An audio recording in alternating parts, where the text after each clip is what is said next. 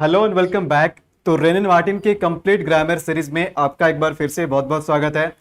तो हम लोग रेनन मार्टिन के बुक से ग्रामर में चैप्टर 25 पढ़ रहे थे, जिसके अंदर हम लोग टेंस के सभी टेंसेस के यूसेस के बारे में जान रहे थे। तो यहां ध्यान दीजिएगा कि इससे पहले मैंने आपको चैप्टर 25 में ही सिंपल प्रेजेंट टेंस के सभी यूसेस के बारे में मैंने आपको बताया, और इस वीडियो में अभी भी हमारा चैप्टर 25 ही है, क्योंकि सभी टेंसेस के यूसेस हमें पढ़ने हैं।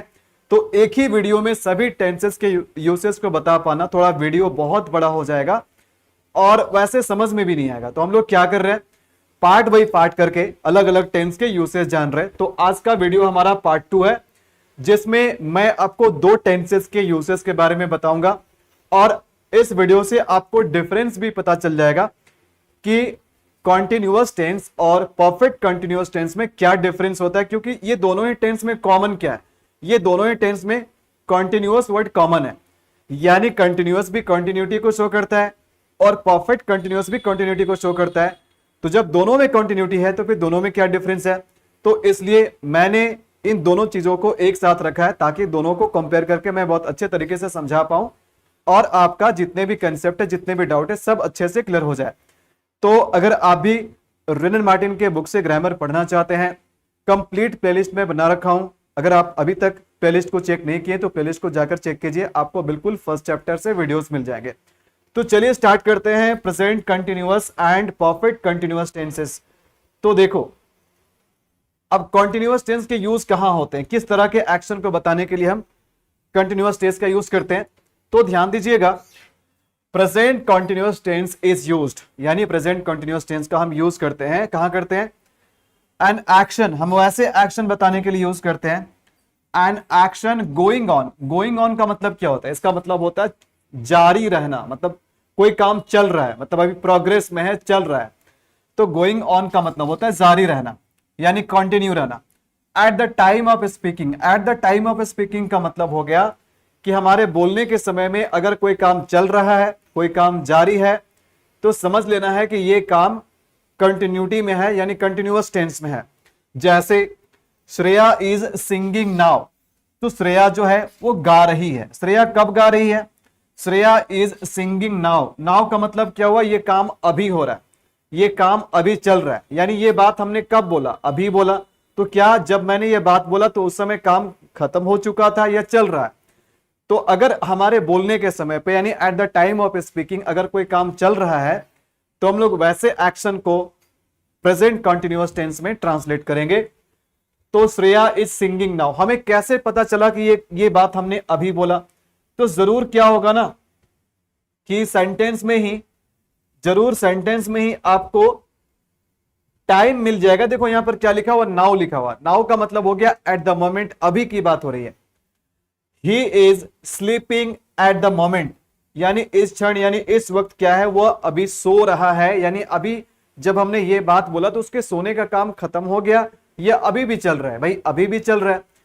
तो कभी भी वैसे एक्शन बताना हो जिससे पता चले कि हमारे बोलने के समय पे, हमारे कहने के समय पे वो काम चल रहा है, वो जारी है, मतलब कंप्लीट नहीं हुआ है, तो उसके लिए हम क्या करेंगे, प्रेजेंट कंटिन्यूअस टेंस का यूज करेंगे। चलिए आगे देखते हैं। इसके बाद सिंपल प्रेजेंट टेंस का यूज हम करते हैं परमानेंट एक्शन बताने के लिए।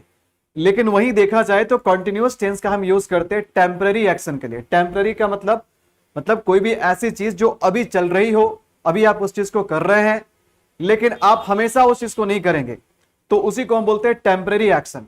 जैसे कहने का मतलब है, एग्जाम्पल देखो क्या है, he is learning French these days. These days का मतलब होता है आजकल, आजकल वह फ्रेंच भाषा सीख रहा है, आजकल वह फ्रेंच सीख रहा है।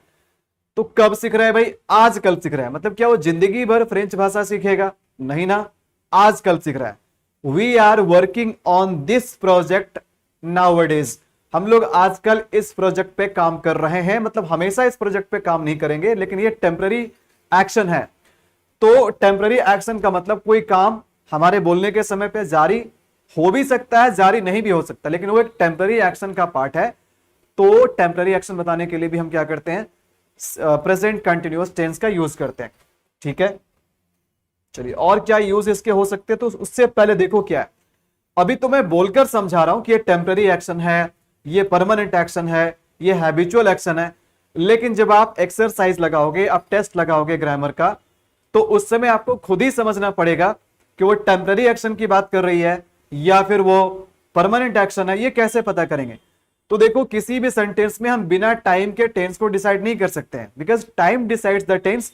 तो यानी हर तरह का टेंस में जो भी सेंटेंसेस होंगे वहां पर कीवर्ड्स जरूर होगा। कीवर्ड्स का मतलब उन कीवर्ड्स के हिंट से हम आइडेंटिफाई कर लेंगे कि यहां पर बात किस तरह की हो रही है, ये बात परमानेंट की हो रही है, टेम्पररी की हो रही है। तो इससे पहले हमने आपको सिंपल प्रेजेंट में कुछ ऐसे टाइम कीवर्ड्स बताए थे जो कि प्रेजेंट सिंपल प्रेजेंट का पहचान था। अभी मैं बताऊंगा वैसे टाइम के बारे में जिसको देख करके आपको समझ में आ जाएगा कि टेम्पररी टाइम बता रहा है, यानी कि कंटिन्यूअस टेंस इसके साथ यूज होगा। जैसे now, nowadays, at the moment, currently, etc. तो इन सारे टाइम को देख करके आपको क्या लगता है, क्या ये सारे टाइम परमानेंट टाइम है या टेम्पररी टाइम है? तो टेम्पररी टाइम है। और अगर टेम्पररी टाइम है तो ऐसे कीवर्ड्स अगर आपको किसी सेंटेंस में मिल जाए तो समझ लेना कि उस सेंटेंस का जो वर्ब होगा वो कंटिन्यूअस टेंस में होगा। ठीक है, चलिए आगे का यूज देखते हैं।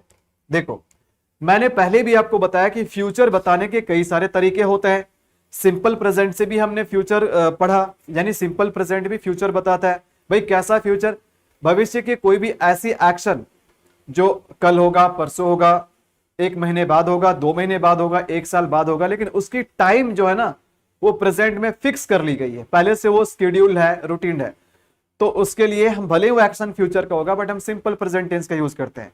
उसी तरीके से हम प्रेजेंट कंटिन्यूअस के हेल्प से भी फ्यूचर के बारे में बात कर सकते हैं। लेकिन कैसा फ्यूचर? ये फ्यूचर प्लान होना चाहिए और नियर होना चाहिए। नियर फ्यूचर, नियर फ्यूचर का मतलब होता है निकट भविष्य, मतलब वैसी काम, फ्यूचर की वैसी घटना, वैसी इवेंट जिसको होने में बहुत ज्यादा टाइम नहीं लगना है, मतलब वो तुरंत ही हो जाएगा, आजकल में या आज ही हो जाएगा, तो उसको नियर फ्यूचर बोलते हैं। और नियर फ्यूचर भी है और उसमें प्लानिंग किया हुआ है। जैसे अगर मैं बोलता हूं कि मैं दिल्ली जाऊंगा, भाई एक दिन में दिल्ली जाऊंगा, कभी भी जाएंगे, कल चले जाएं, 1 साल बाद जाए, 5 साल के बाद जाए, मैं केवल अनुमान लगा रहा हूं या कैजुअली ऐसे ही मैं बोल रहा हूं कि मैं दिल्ली जाऊंगा, मेरी अभी तक प्लानिंग नहीं हुई है। लेकिन अगर मैं बोल रहा हूं कि tomorrow I am going to Delhi, यानी कल मैं दिल्ली जा रहा हूं, यानी हमारी प्लानिंग भी हो चुकी है और अब इस काम को होने में ज्यादा समय नहीं लगेगा। मतलब ये कैसी बात हो रही है? अगर मैं कल दिल्ली जा रहा हूं तो ये निकट भविष्य की बात हो रही है, ये नियर फ्यूचर की बात हो रही है। तो कोई भी फ्यूचर जो कि प्लान किया गया हो और बहुत जल्दी होने वाला हो, तो ऐसे फ्यूचर के लिए हम प्रेजेंट कंटिन्यूअस टेंस का यूज करते हैं। आई होप आपको समझ में आ गया। चलिए हम आगे की चीजें देखते हैं। देखो, वैसे तो हैबिट बताने के लिए हम लोग क्या करते हैं, सिंपल प्रेजेंट टेंस का यूज करते हैं। लेकिन एक ऐसा हैबिट होता है जो आपको इरिटेट कर देता है, जो आपको एनॉय करता है। ठीक है, तो इरिटेटिंग हैबिट यानी किसी की ऐसी आदत जिससे आप बिल्कुल परेशान हो गए, तो उसके लिए आप क्या करोगे? प्रेजेंट कंटिन्यूअस टेंस का यूज करोगे। जैसे कभी कभी आपका कंप्यूटर, आपका फोन बार बार हैंग करता है, तो आप गुस्से से बोलते हैं कि मेरा फोन बार बार हैंग कर रहा है, मेरा फोन हमेशा हैंग करते रहता है, मेरा कंप्यूटर हमेशा हैंग करते रहता है। जैसे वो बच्चा हमेशा रोते रहता है, तुम हमेशा शिकायत करते रहते हो। तो तुम हमेशा शिकायत करते रहते हो, तो मैंने कि तुम्हारी एक ऐसी आदत है जिससे मैं इरिटेट हो चुका हूं। मेरा फोन बार बार हैंग करते रहता है, यानी एक ऐसी आदत है मेरी फोन की जिससे मैं इरिटेट हो चुका हूं। तो कोई भी ऐसी आदत जिससे आप इरिटेशन बताना चाहते हो, उसके लिए आप सिंपल प्रेजेंट टेंस का यूज ना करके आप प्रेजेंट कंटिन्यूअस टेंस का यूज करेंगे। जैसे the baby is always crying, यानी कि जो बच्चा है ना, भाई कुछ बच्चे कभी हंस भी लिया करते हैं, कभी खेल लेते हैं, कभी रो लेते हैं, लेकिन ये ऐसा बेबी है जो हमेशा 24 घंटा रोते रहता है। तो the baby is always crying मतलब इसके लगातार रोने से हम लोग परेशान हो चुके हैं, इरिटेट हो चुके हैं। तो ये बच्चा का कैसा आदत है? इरिटेटिंग हैबिट है। यू आर ऑलवेज कंप्लेनिंग, तुम्हारी एक आदत है हमेशा शिकायत करने की, तुम हमेशा शिकायत करते रहते हो, हमेशा कंप्लेन करते रहते हो, तो ये इरिटेटिंग हैबिट है। ठीक है, तो इरिटेटिंग हैबिट के लिए हम लोग प्रेजेंट कंटिन्यूअस टेंस का यूज करते हैं। चलिए, ये बहुत इंपॉर्टेंट चीज है, मैंने लास्ट वाले वीडियो में भी बताया था। देखो, ऐसा नहीं है कि सबके सभी वर्ब्स को हम कंटिन्यूअस टेंस में यूज कर लेंगे। सभी वर्ब्स का कंटिन्यूअस टेंस में इस्तेमाल नहीं होता है, ये बात मैं फिर से बता देता हूं। वर्ब्स, हम वैसे वर्ड्स को कहते हैं जो दो चीज बताने का काम करता है। वर्ब्स या तो एक्शन बताएगा, या तो स्टेट बताएगा। एक्शन का मतलब जिससे कुछ काम करने का सेंस मिले, जिससे कोई एक्टिविटी का सेंस मिले। और स्टेट का मतलब होता है जो कंडीशन बताए, जो स्थिति बताए। तो जो स्थिति बताता है, जो अवस्था बताता है, वैसे वर्ब्स को हम बोलते हैं स्टेटिव वर्ब्स बोलते हैं। और जिससे कुछ एक्टिविटी, जिससे कुछ करने का बात पता चले, उसे हम एक्शन वर्ब्स बोलते हैं। तो एक्शन वर्ब्स का कॉन्टिन्यूअस टेंस में हम यूज करते हैं, बट स्टेटिव वर्ब्स का यानी स्टेट बताने वाले वर्ब्स का हम कॉन्टिन्यूअस टेंस में यूज नहीं करते हैं।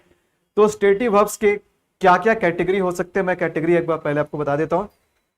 तो देखो, स्टेटिव वर्ब्स हम वैसे वर्ब्स को कहते हैं जो हमारे थॉट्स या ओपिनियन के बारे में बात करते हैं।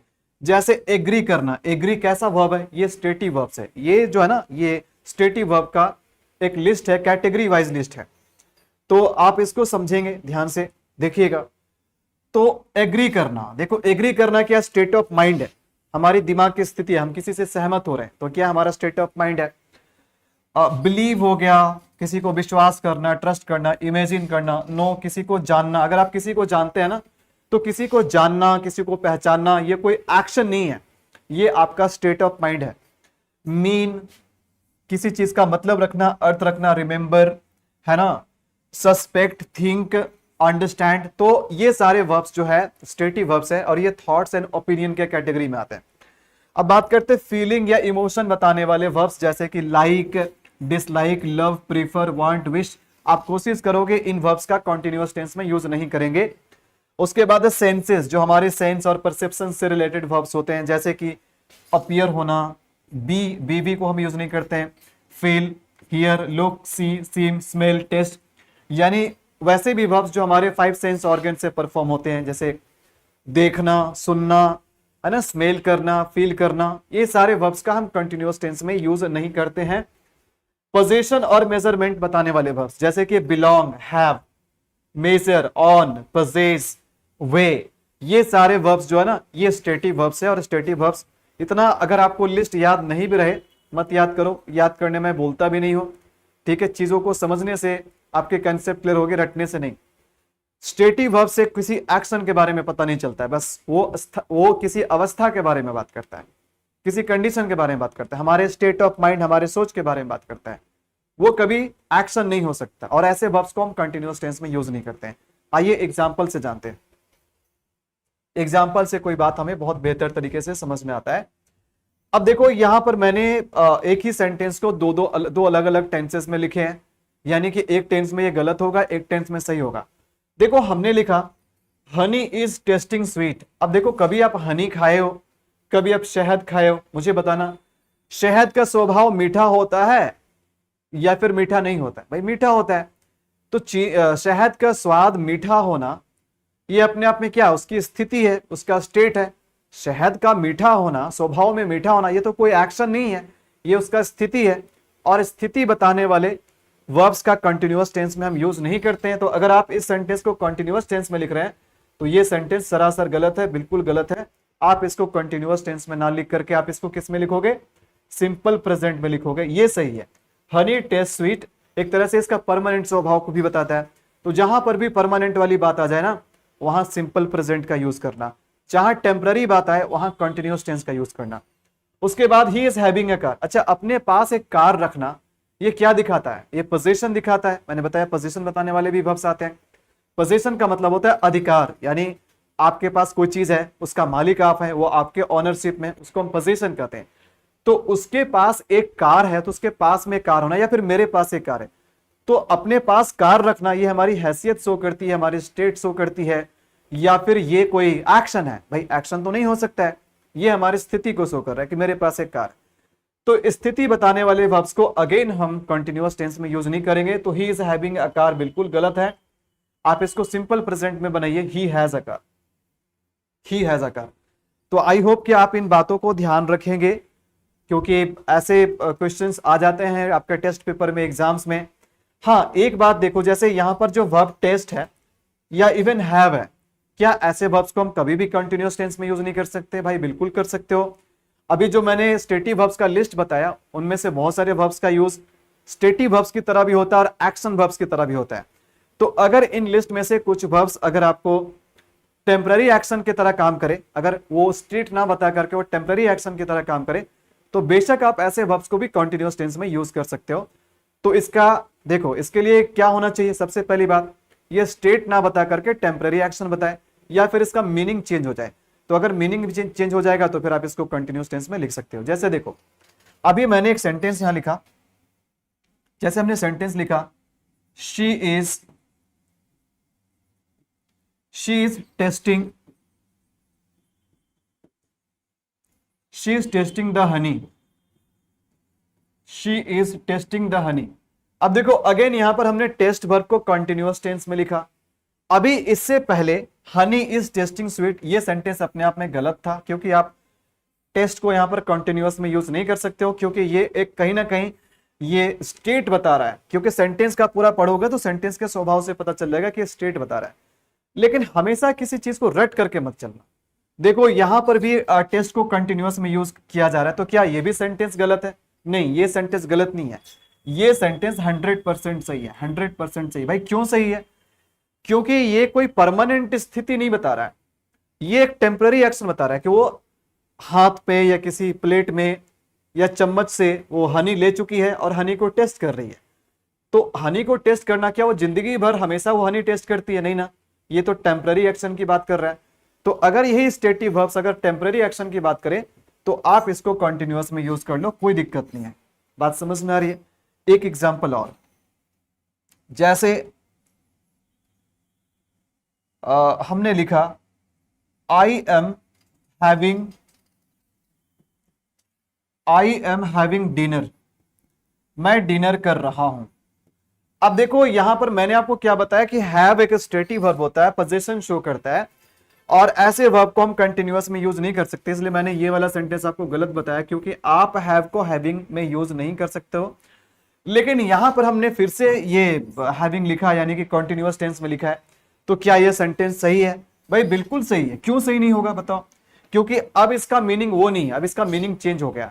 यहां पर हैव का मतलब हो गया पजेस करना, मतलब अधिकार में रखना, लेकिन यहां पर कोई भी अधिकार नहीं बता रहा है। मैं डिनर कर रहा हूं, मतलब डिनर खा रहा हूं। तो अगर हैव का मतलब, देखो हैव का और क्या मतलब हो सकता है? हैव का और मतलब खाना हो गया, ईट करना। हैव का मतलब एंजॉय करना भी होगा, और हैव का मतलब एक्सपीरियंस करना भी हो गया, अनुभव करना भी हो गया। तो अगर इस तरह से मीनिंग इसके चेंज हो जाए अपार्ट फ्रॉम पोजीशन, तो आप हैव को कंटिन्यूअस टेंस में यूज कर सकते हो। Today I am having a nice day, today I am having a wonderful day, मतलब आज मेरा दिन बहुत अच्छा जा रहा है, मतलब ये अनुभव कर रहे हो उस चीज को, है ना। लेट्स हैव द पार्टी, मतलब चलिए पार्टी को एंजॉय करते हैं। तो एंजॉय करना, खाना, यहाँ खाने के सेंस में, तो ये तो एक्शन बता रहा है, तो इस कारण से आप इसको कंटिन्यूअस में यूज कर सकते हो। तो इसीलिए कभी भी रटने की कोशिश मत करना, ठीक है, रटने की कोशिश मत करना। लेकिन जहां ग्रामर रटवाए जाते हैं ना, वहां पर व्यू ज्यादा होता है, वहां लोगों की संख्या ज्यादा होती है, क्योंकि लॉजिक को समझने के लिए ब्रेन चाहिए, और अधिकतर व्यूअर्स के पास ब्रेन नहीं होता है, या वो ब्रेन लगाना ही नहीं चाहता है। फिर बोलते हैं कि मेरे ग्रामर के क्वेश्चन, जब टेस्ट लगाता हूं तो मेरे ग्रामर के क्वेश्चन सही नहीं होते हैं। तो ये कहीं ना कहीं आपके खुद के कारण हो रहा है। चलिए, तो ये बात आपको समझ में आ गई। अच्छा, अब हम बात करते हैं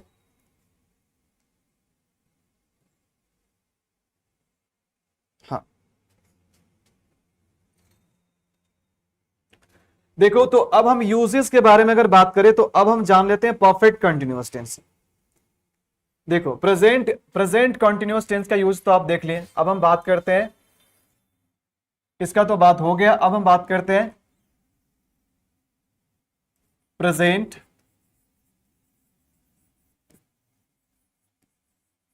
परफेक्ट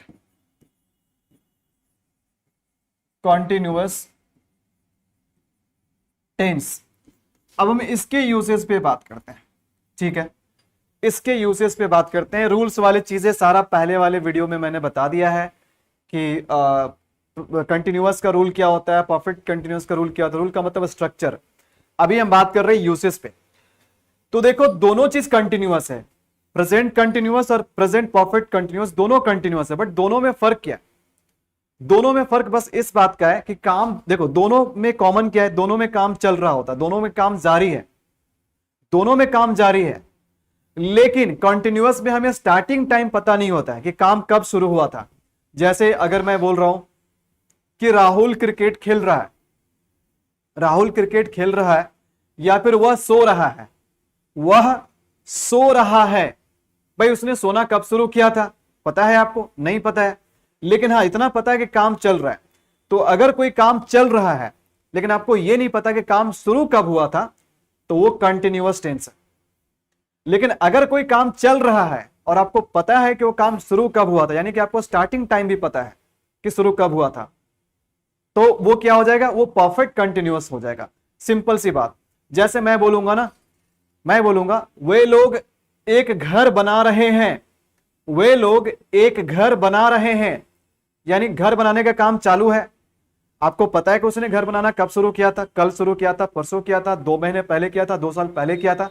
नहीं पता है ना, लेकिन इतना पता है कि काम चल रहा है, तो ये क्या है? ये कॉन्टिन्यूअस टेंस है। लेकिन अगर मैं बोलूंगा वे लोग 2 वर्षों से घर बना रहे हैं, यानी काम अभी भी चल रहा है, अभी भी जारी है, और आपको यह भी पता है कि काम शुरू कब हुआ था, तो जैसे ही आपको पता चल जाए कि काम जारी है और स्टार्टिंग टाइम भी आपको पता चल जाए, तो समझ लेना कि ये कॉन्टिन्यूअस टेंस नहीं है, ये परफेक्ट कंटिन्यूअस टेंस है। तो यानी ये बताने का काम करता है कि कोई भी काम जो है ना एक समय पे शुरू हुआ और वो अभी भी प्रेजेंट तक चल रहा है, इसका ये कंसेप्ट होता है। चलिए एग्जांपल देखो, लिखते हैं। जैसे देखो एग्जांपल में हमने एक सेंटेंस लिखा, देखो दे हैव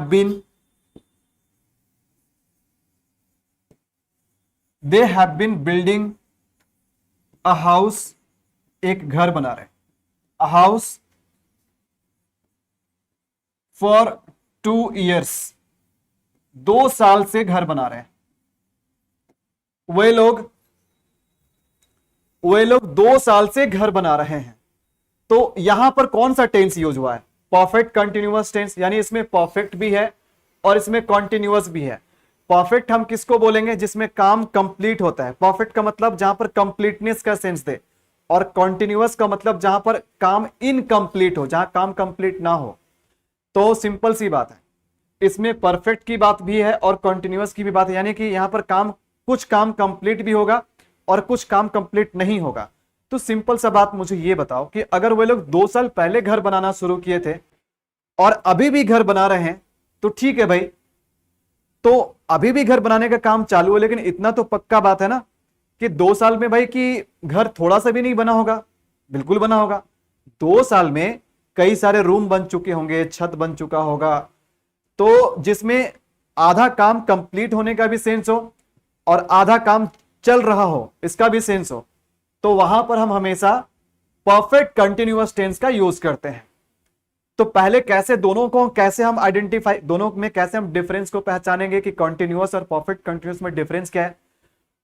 दोनों में कॉमन बात है कि दोनों में काम जारी रहता है, चल रहा होता है। दोनों में डिफरेंस ये है कि कंटिन्यूअस टेंस में हमें स्टार्टिंग टाइम पता नहीं होता है और परफेक्ट कंटिन्यूअस टेंस में हमें स्टार्टिंग टाइम पता होता है। और उसी स्टार्टिंग टाइम के लिए मैंने आपको स्ट्रक्चर वाले वीडियो में बताया था, उसी स्टार्टिंग टाइम के लिए आपको परफेक्ट कंटिन्यूअस में सिंस या फॉर का यूज मिलेगा। तो आप इतना भी ध्यान देना, इस बात पे भी ध्यान देना है कि अगर आप एक्सरसाइज सॉल्व कर रहे हो, आप किसी कॉम्पिटिटिव एग्जाम में क्वेश्चन लगा रहे हो, तो अगर आपको सिंस या फॉर मिल जाए, अगर आपको सिंस या फॉर लगा हुआ मिल जाए ये टाइम बताने के लिए, तो समझ लेना कि इसका टेंस या तो परफेक्ट होगा या तो परफेक्ट कंटिन्यूअस होगा। ज्यादातर परफेक्ट कंटिन्यूअस ही होता है, तो इसमें बहुत ज्यादा यूसेज नहीं है। बस इतना जान लेना कि कोई भी काम अगर किसी पास्ट में कोई समय पे शुरू हुआ और अभी भी वो प्रेजेंट में चल रहा है और उसमें पहचान के लिए आपको सिंस या फॉर ज्यादा मिलेगा, तो समझ लेना कि ये परफेक्ट कंटिन्यूअस की बात हो रही है। बात समझ में आ गई? तो यही चीज दोनों में डिफरेंस है। एंड आई होप कि आपको ये बात समझ में आया होगा और आपको अब कोई भी दिक्कत नहीं होगा। अब आप बिल्कुल कंटिन्यूअस और परफेक्ट कंटिन्यूअस से आप अगर सेंटेंसेस को सॉल्व करते हो, टेस्ट वगैरह लगाते हो, तो आपका अब गलती नहीं होगा। आई होप आपको चीजें समझ में आ गई।